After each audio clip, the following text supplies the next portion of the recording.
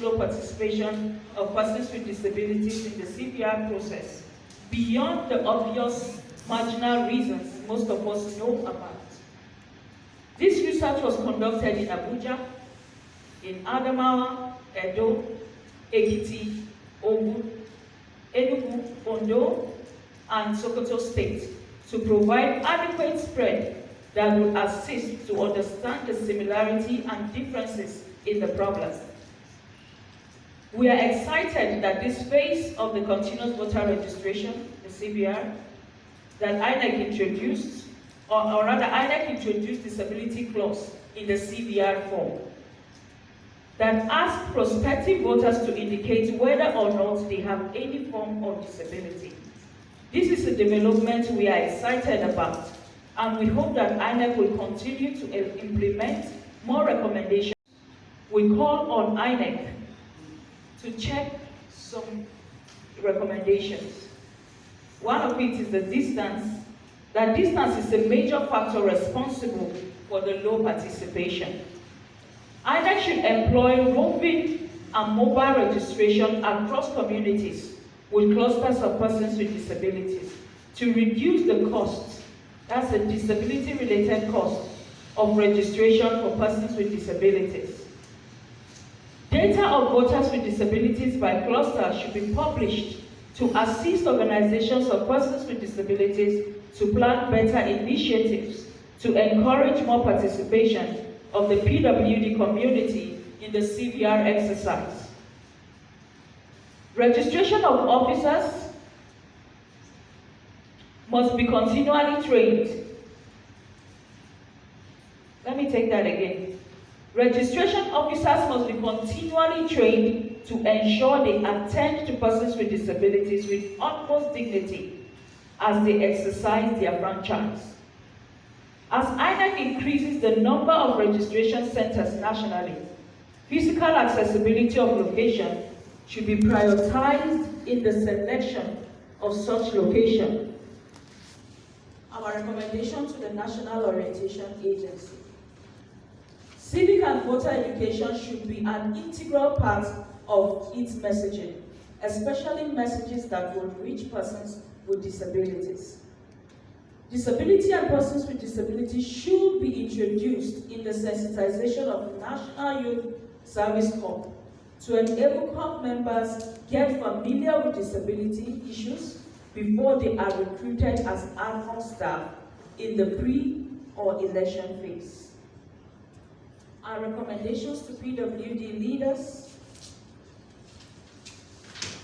increase their voices to encourage more persons with disabilities to register and be eligible to participate in elections.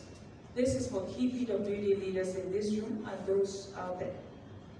Increase their voices to encourage more persons with disabilities to register and be eligible to participate in elections. Beyond voting, let us encourage more PWDs to prepare to run for office in local, state, and national elections, especially with 2023 in sight. The National Commission for Persons with Disabilities should play the big role of working and influencing the National Assembly, especially the House Committee on Disability Matters, to provide budgets to enable the Commission conduct massive civic education targeting persons with disabilities. Beyond voter education initiatives, the Commission should work with the various line ministries to ensure the physical accessibility of locations used as polling units and registration centers in the face of the CVR. For the media, we urge you to provide voter education messaging in accessible formats to reach various clusters of disabilities and also at reduced costs. Very important. I will not end this remark without acknowledging the support of Voice Nigeria towards this project and other organizations of persons with disabilities who are challenging stereotypes and other harmful practices in our community. Your funding and support is making our elections more accessible, and we hope to sustain this partnership. and to our 210 team of observers who are currently observing the CPR exercise nationally, we appreciate your commitment to improve the system through this exercise. As you will find in the simply written report, our recommendations are straightforward to enable us eliminate the barriers that continue to deny persons with disabilities the opportunity to participate in electoral processes on an equal basis with others. Disability inclusion is a collective action. We call on everyone to play their part to support the work of various organizations of persons with disabilities to make Nigeria a more inclusive and accessible society for all. Thank you so much.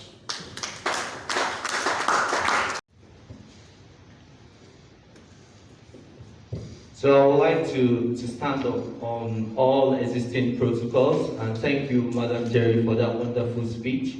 I'm representing Mrs. Ijoma Opo from the Voice Nigeria team, and it's a pleasure to be here.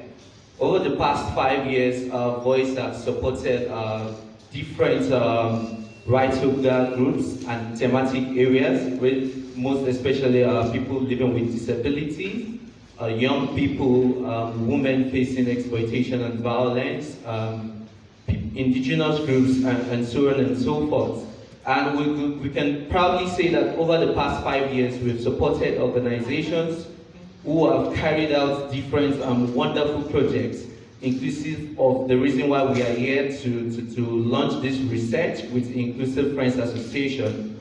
And talking about what Inclusive Friends Association have done in the past 1 year, one very thematic problem in Nigerian electoral system that has been underlooked is the indiscriminate marginalization and exclusion of persons living with disability in the governance and electoral process of this country. But so far, we discovered that need, and we are also very happy to have organizations like Inclusive Friends take proactive actions to cover that gap. And Inclusive Friends have done particularly well in terms of creating and curating data that 10, 15, 20 years ago were non-existent about the possibility of having every Nigerian citizen being able to participate in the electoral process.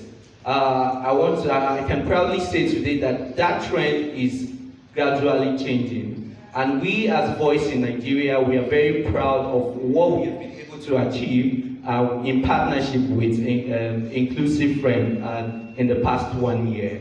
On behalf of Voice in Nigeria and on behalf of my colleague who is unavoidably absent, I want to welcome you all to this program, and I want to also implore that let us take the outcome or the output of whatever we have discussed here back to our different levels of work as journalists, as development workers. Let us work in that consciousness to ensure that in the end, no one is left behind. Thank you very much. The Executive Director, IFA, and other partners. I'm standing in actually for my Chief Executive, the Director General of the National Orientation Agency, Dr. Garba Larry, whom I'd love to be here, but also involved in other national assignments. So I will just read his goodwill message to this House. I'm delighted to be invited as a part of this historic event, which seeks to share findings and recommendations on the research carried out on the reasons for low participation of persons with disabilities in various continuous voters registration exercises in the past. I also feel very elated that the National Orientation Agency is recognized as a relevant stakeholder on this project, being a citizens engagement organization established with the mandate of awareness creation on government programs, activities, policies, and mobilizing Nigerians on positive social behavior and attitude. and also providing a feedback mechanism platform for citizens to interact with the government. At this juncture, let me congratulate IFA and the partners on the successful implementation of this evidence-based research expected to guide future programs. This effort is germane to achieving inclusive improvement for persons with disability in all sectors, particularly in the political and electoral process.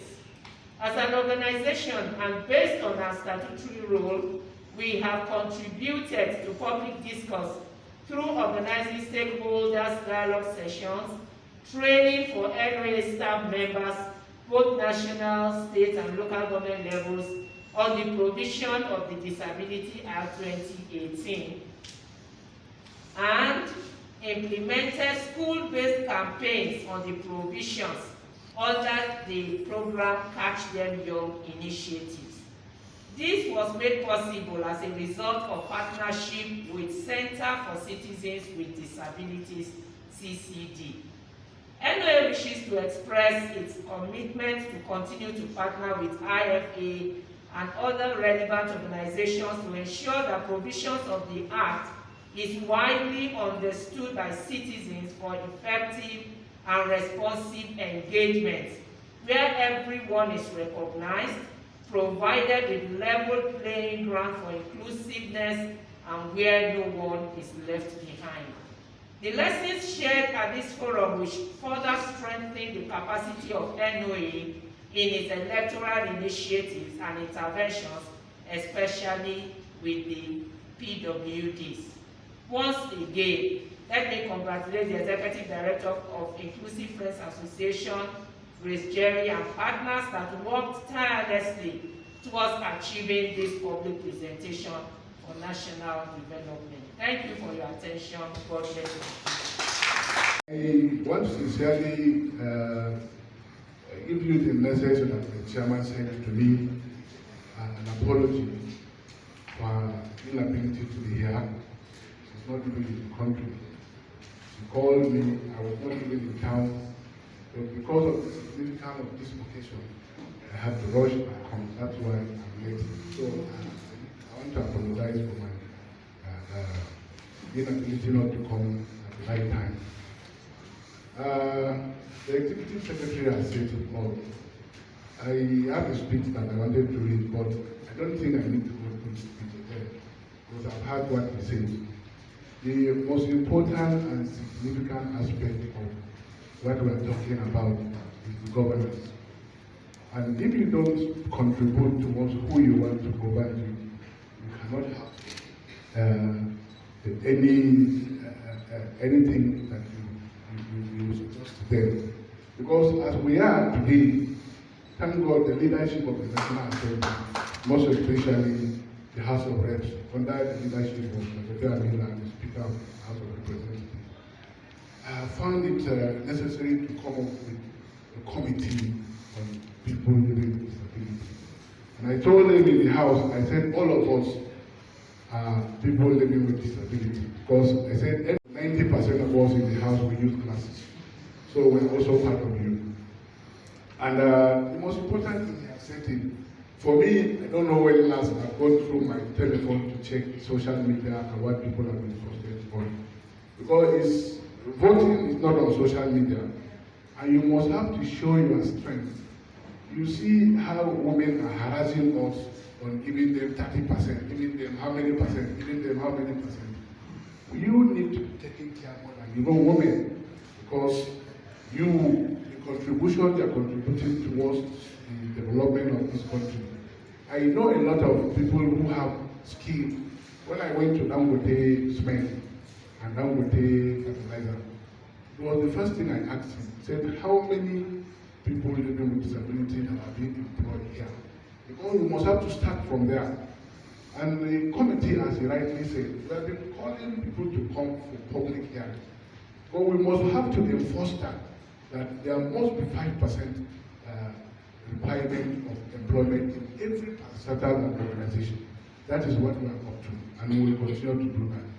And in terms of voters registration, the Executive Secretary has said it. My chairman said I should categorically tell you people, solicit from you people, that you need to go back and do this registration. That will also give us the power that we can also make presentation in the National Assembly for the benefit and inclusion of people living with disability. If you don't have, if you want to go to war, if you don't have the gun, you can't shoot. No matter how the number you are, you cannot even win the war. So the most important thing is for this registration. You need to go back. And as we said, INEC should be able to get, we should be able to have the number of people living with disability that are registered in the voters register. That can help us to push for whatever benefit that we can push. We will be happy to get people living with disability in the House of Representatives and in the Senate. That can also give you a voice there. The way I can speak on your behalf, he might speak more than me.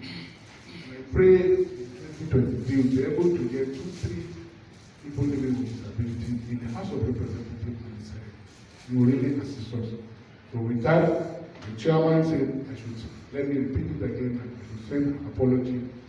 She would have loved to be here, but because she's not even in the country. But whatever we're doing here, she's with us. And whatever decision we're making here is binding on her. The committee entirely send their greetings to you. The committee members are with you. And whatever you want us to do in the National Assembly, we are always ready. And I also want to appreciate the Executive Secretary. He's always up and down, always doing everything. He runs to us. We call him, come so that we can look at things together. He's always with us. And the last thing I want to put up to you here is that any house that is divided cannot move together. You need to be together. Forget about insinuations outside and what have you. This is a new baby. If we don't know the baby, we will not get what we want. So please let us put our hands together so that we can move this organization. Don't think that this organization is for you alone. It's for those that are coming up. You might not benefit from this from this commission, but those that are coming after might benefit more. But you must have to build the foundation for other people to come and benefit. I think that's the last word that I want to give you. Thank you, and God bless us.